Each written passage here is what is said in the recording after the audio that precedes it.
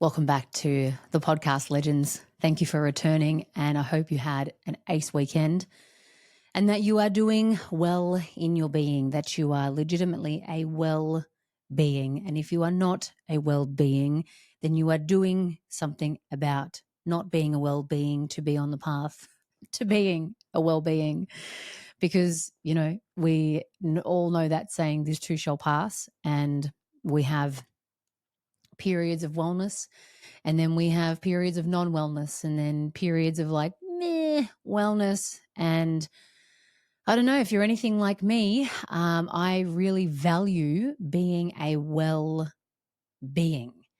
And late last year, I was not a well being. I had exceptionally low iron, and I really could not function as a well human being. It was like looking at life, knowing that I wanted to be engaged, knowing that I wanted to do things, knowing what I needed to do, and just not having an ounce of juice, of jam, of oomph in the tank. And that was pretty shit. I guess it was interesting because I guess I have been at, my own undoing of being a well-being, like burning out, working too hard, pleasing mode, editing mode, as in editing myself mode, which is what I want to talk about today. But this was literally just like the minerals in my body, or a mineral in my body was like, I'm not cool. I am low. And so then you are going to be low. Anyway, so yes, I hope you are well. And if you are not, I get it. It could be at your own hand, or it could be your body just saying, hey, I don't have enough of this. I'm talking to you.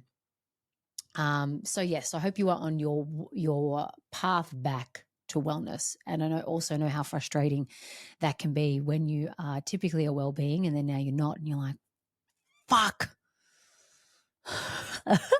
Why can't I just stay good? Why can't I just stay good? That's the question I love to ask myself all the time. Anyway, I'm not talking about that. And before I talk about what I want to talk about today, I want to remind you that the Zero Fucks program is open for you to sign up and join. If you want to be in my coaching container for a 6-month period to learn the ins and outs of why you give a fuck about things that deplete you, that erode your self-worth, that take away your self-respect, that keep you in patterns and behaviors where you just think, fuck, come on, woman, would you just do this, do that, not do that, not do this. But for some reason, you tend to not be able to break the cycle, or maybe you've broken many cycles before, but you're in a new cycle now and you're like, I need to not give a fuck about this, but I need some new tools, or I need to reinvigorate the tools that I currently have, or I need to hear the same message again, but just delivered by a different person.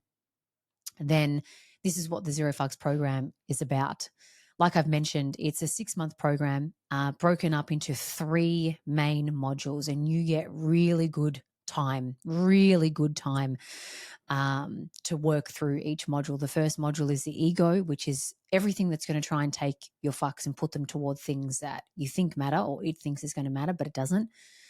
The second module is all about coming back home to yourself and ways that you can awaken your true, genuine, authentic self, which then you can place your fucks where the matters actually matter. And then the last module is about the dance between the two giant forces, the ego, the authentic self, our true self, and how we navigate our thoughts, how we navigate our mind, how we navigate our emotions, how we navigate our trigger points, and still be able to choose what matters. So I'm calling in the people who are very ready, the women who are very, very ready, who are very ready and sick of editing, very sick of pleasing, very sick of burning out, very sick of holding yourself back in whatever way that you currently are. But something deeper down is calling for you to hold boundaries, calling for you to slow the fuck down, calling for you to remain grounded in your goddamn body, calling for you to take a step in the direction of where your intuition is calling you, calling in the ready woman, even though you might be shit scared, right? So everything is inside of this program, like I said, beautifully laid out. And then I will be there for monthly live coaching calls to let's chat this shit out. Let me bring you some more tools. Let me bring you some different perspective and insight. And like I said, what I have to bring, it's not necessarily groundbreaking or anything new. But certainly the way that I deliver it is like here. It's real, it's raw, it's relatable. And I'm coming on the journey with you. I'm always in the practice of where my fuck's going. Oh, call that one back. Oh, yes, it went in the right direction. Yay. So anyway, what I actually want to talk about today are those aspects of where your fucks are going, like pleasing and overgiving, or editing yourself and constantly being like, oh, I can't be like that. I need to be like that. I need to be funny. I need to be the smart one. I need to be the quiet one. I need to be the loud one. I need to be the this one. And you are chameleonizing yourself, but editing yourself at the same time. Or if you're on this hectic, busy, overscheduled life, this podcast is what I want to talk about. And to those of you who are like, oh shit, I feel like I need to listen to this, but I also want to press stop so I don't have to listen to this. But for real, on there's another side, right? If you are pleasing, if you are of the say yes without even thinking about how it's going to impact you, if you have that syndrome, which I have had before, and it's still there in me, and I'm like, no. I'm just going to slow down my response to this question and not say yes right away. I'm going to take a moment to think about what you've asked, and thank you for asking me. You can take that song, you can plant it into your head, and you can thank me later. But for real, there's a way of being on the other side of giving yourself over. And it's a beautiful trait to be a giving person, a kind person, a generous person. Absolutely. But there are some of you out there who are giving and who are being kind and who are being generous. And you're gonna hate me for saying it. There's a part of your ego that has an agenda. It has an agenda. It wants to be seen as a good person, wants to be talked about as a kind person, wants to be known as a generous person. The ego part of you wants to have the world or others, let's go to others, perceive you to be a certain way. So then you keep moving into that persona and you keep acting out super kind, super generous, the yes, yes, yes, yes, yes syndrome kind of person. And like I said, there are two versions of this. There is a person who can be kind, generous, and giving. That person has taken care of their needs. That person has boundaries in place. That person respects themselves enough to honor their well-beingness. And then there's the other. There's and this is what I'm talking about here. There's the other that has the egoic agenda in front, as opposed to yeah, sure, I actually have capacity for this. Actually, you know what? Let's put a pin in this. I would love to do whatever you've asked for me to do. But right now I am at capacity. And when I do this, I want to give my all. So let's put a pin in that. That person is in their authenticity. That person is in themselves. They are their authentic self. Happy to say yes, or they're even happy to say, you know what, I really appreciate you asking me. It just I don't think it's my jam, but you know what? I might have someone who I can put you in touch with. That person stays in their own boots. They stay in their feet. They stay in every fucking toe that they have. And they go, nope, I'm going to remain grounded in who I am.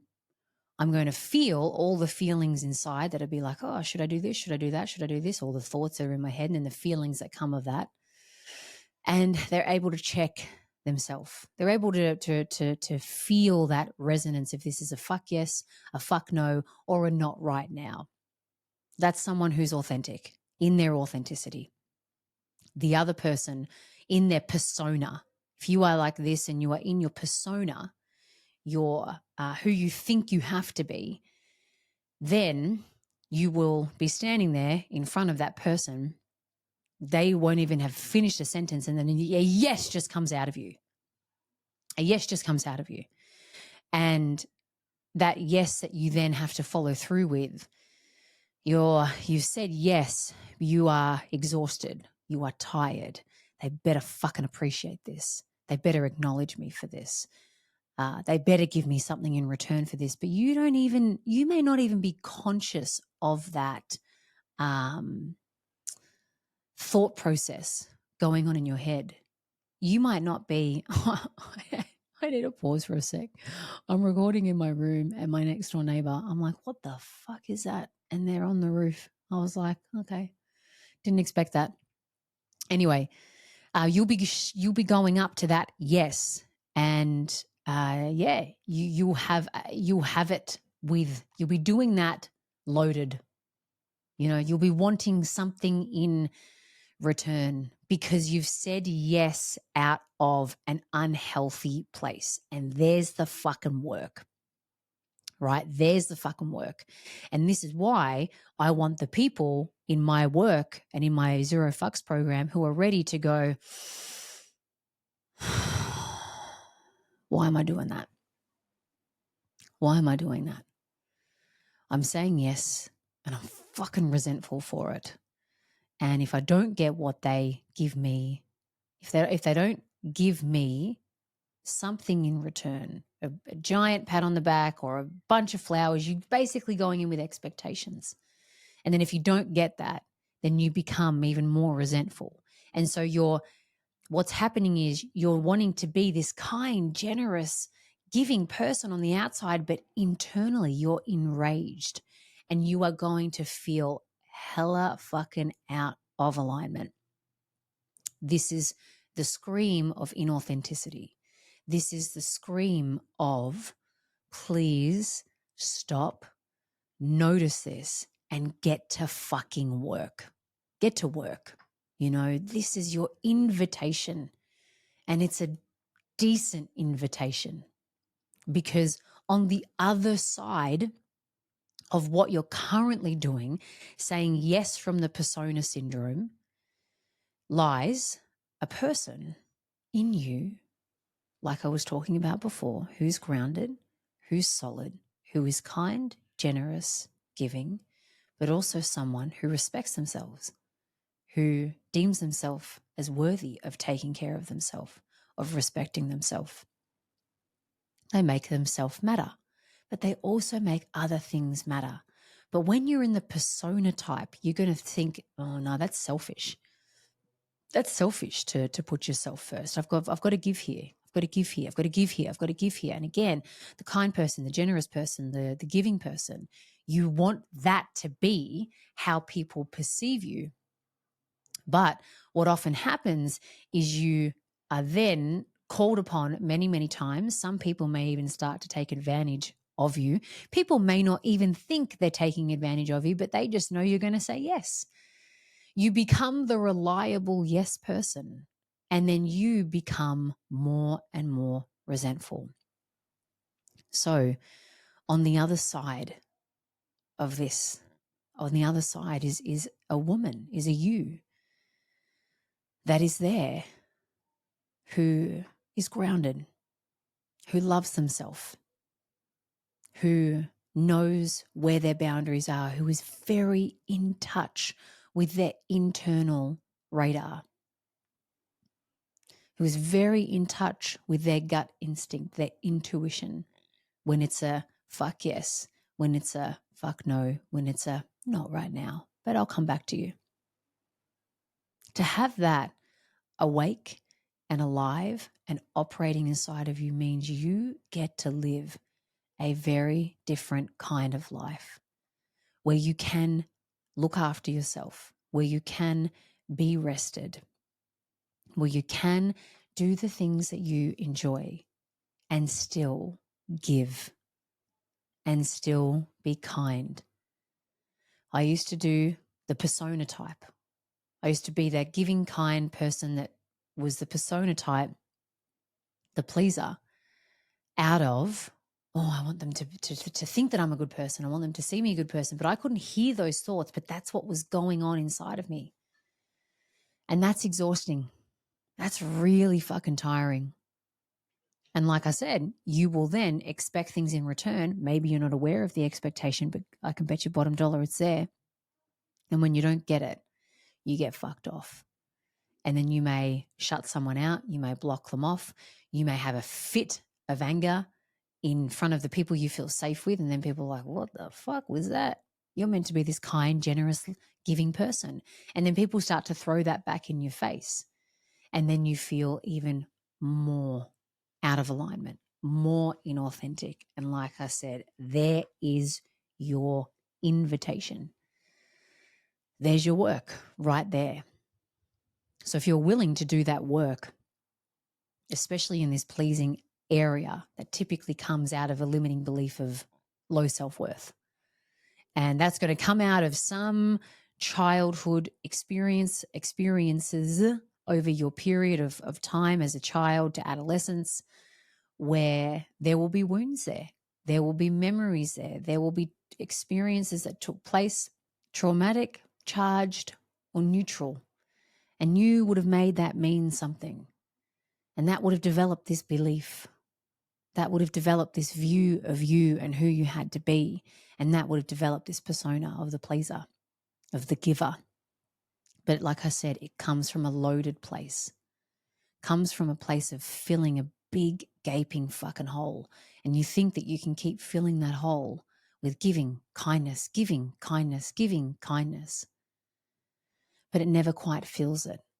And so when you do the work, you start to fill the hole.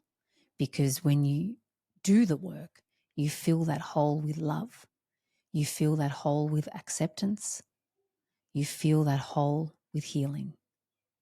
And then you become aware of that wound. You become aware of those experiences over your life. And you recognize that they are going to keep getting in the way of you being grounded, of you holding your boundaries, of you saying yes when you want to say yes or no when you want to say no. It's going to keep coming up. But then you have tools.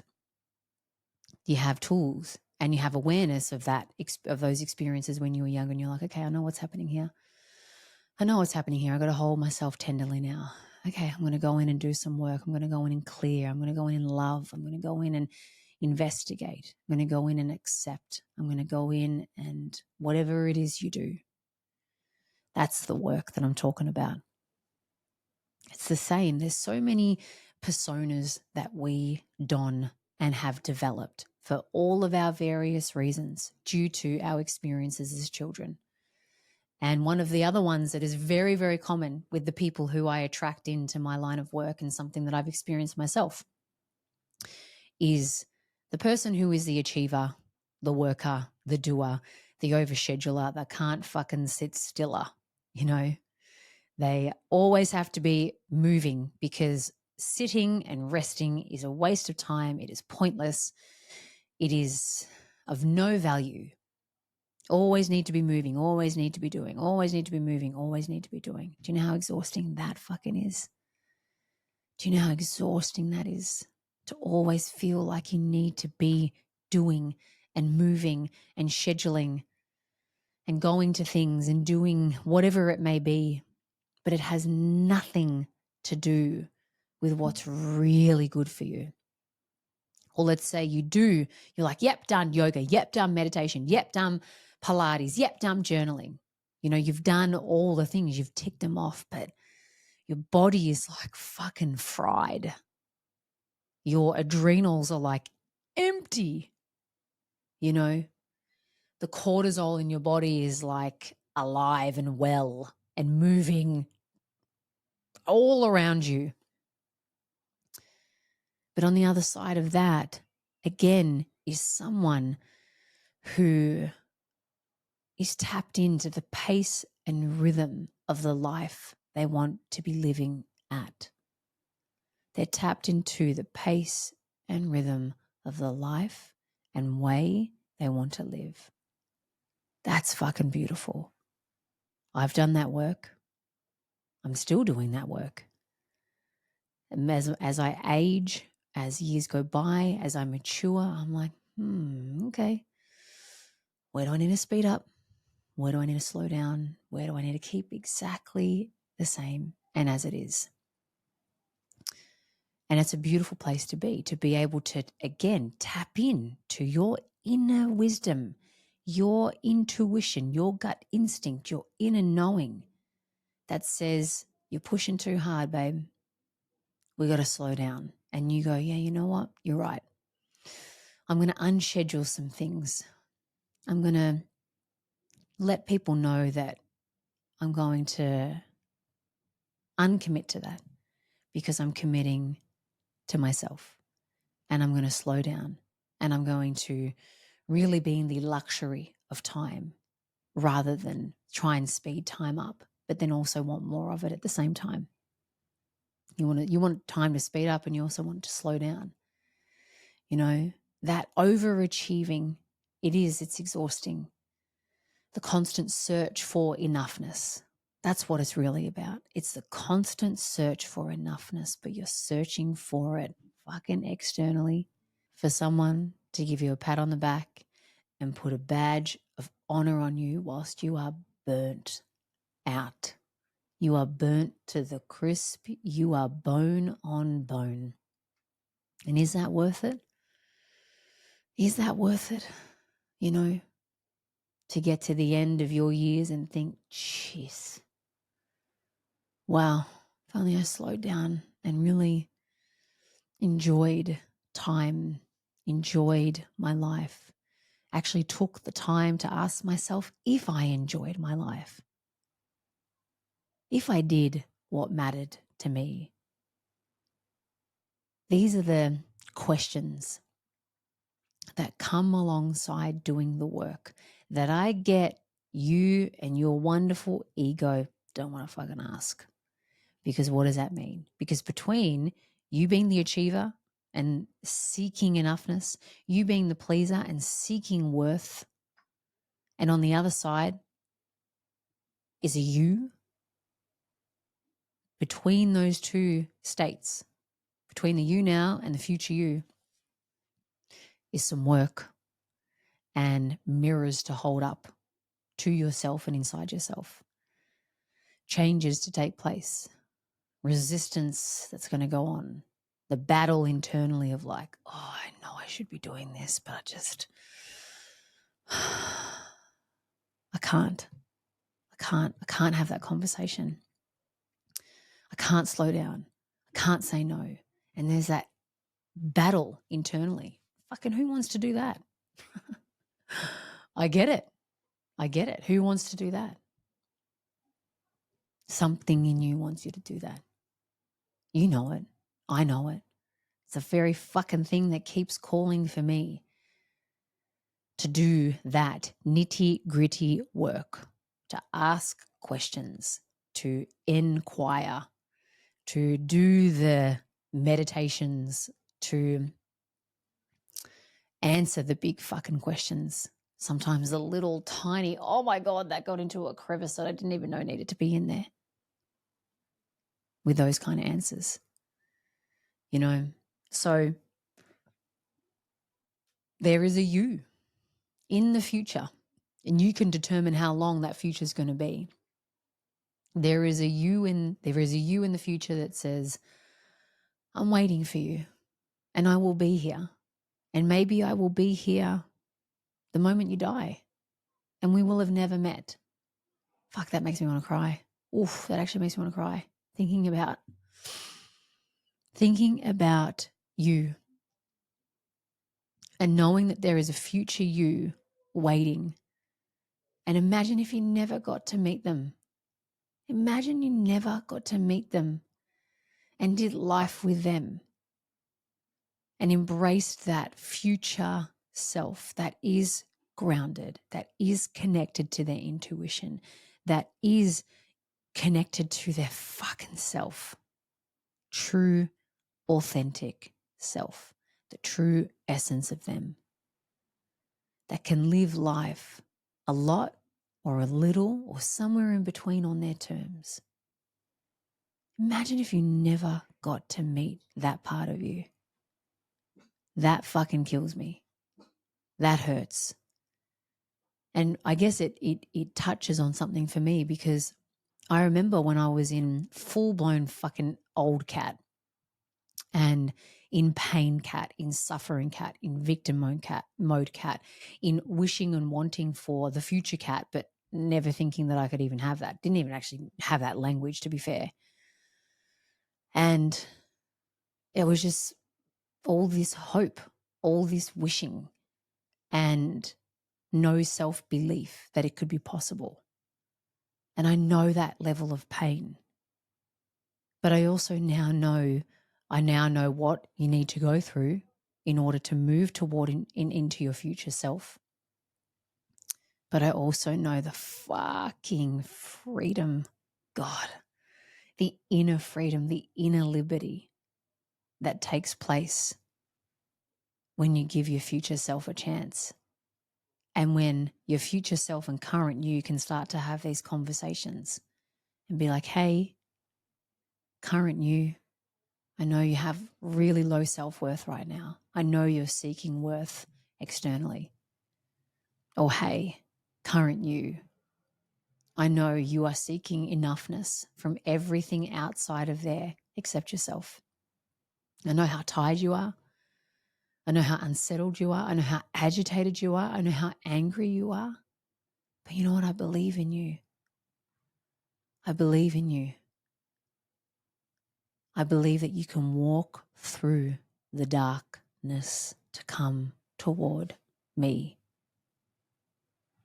I believe in you, and I'm here with you every step of the way. You just got to call me in.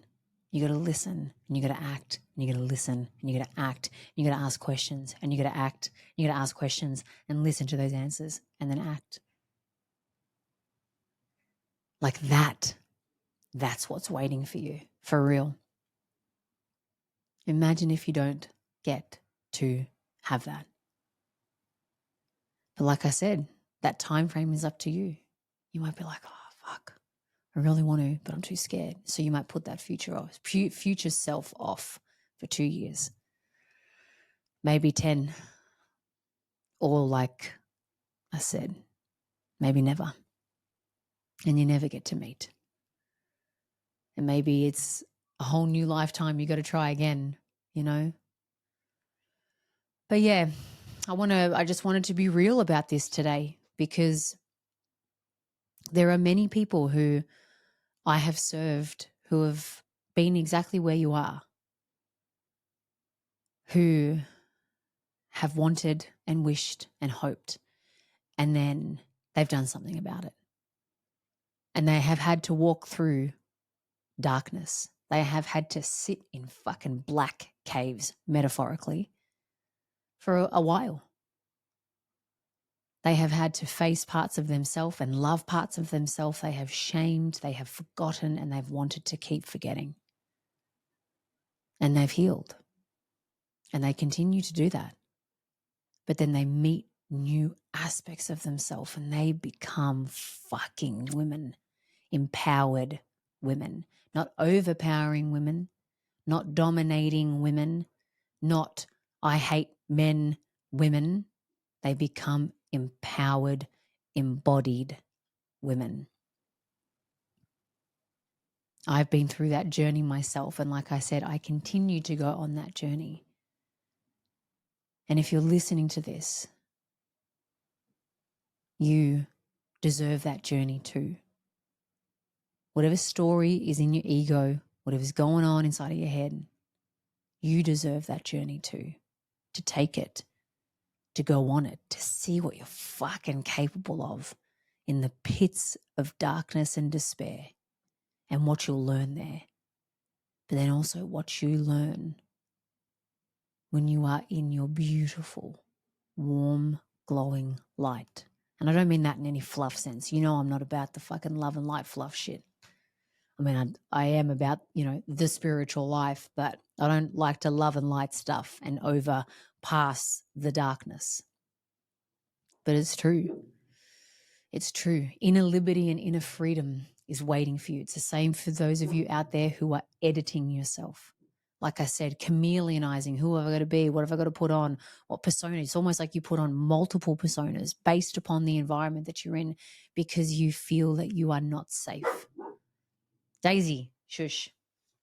You feel that you are not safe to be yourself, that you can't trust you being you, that you are not perfect enough, worthy enough, good enough, all the enoughs to just be you. And so you don this and you don that. Like I said, the funny person, the smart ass person, the I'll make everyone laugh person, the jokester, the dumb person, I'll play the dumb one, whatever it is that you feel you need to do and play in your life, whatever role. Like, how exhausting is that? How exhausting is that? How tiring is that? When there is this one you in there that, yes, is absolutely dynamic, but that one you in there that's a constant, steady, stable, grounded, unwavered. I used that word last week in last week's podcast. So many of you resonate with that word, unwavered, where you can walk into a room and yeah, cool, all the personas are going to want to be like, la, la, la, be like this, be like that, be like this, be like that. And you're like, I'll just be me, thanks. I'll just be me. And maybe you've felt and feel the need to put on all these different type of personas because you want to belong. You want to fit in. So you fit in by donning this, you fit in by donning that. But there is a you on the other side. And yeah, you got to go through the darkness. Yeah, you got to go through the caves. Yeah, you got to ask the questions and find the answers and make the changes and make the shifts. But there is a you waiting somewhere in your future that says, we can do this better. Let me show you. Welcome. Thank you for doing the work, because now I get to play. Oh, God, that makes me want to cry. Now I get to play. Now I get to play and be in the world. Imagine that. Come on. If you're listening to this, get to fucking work.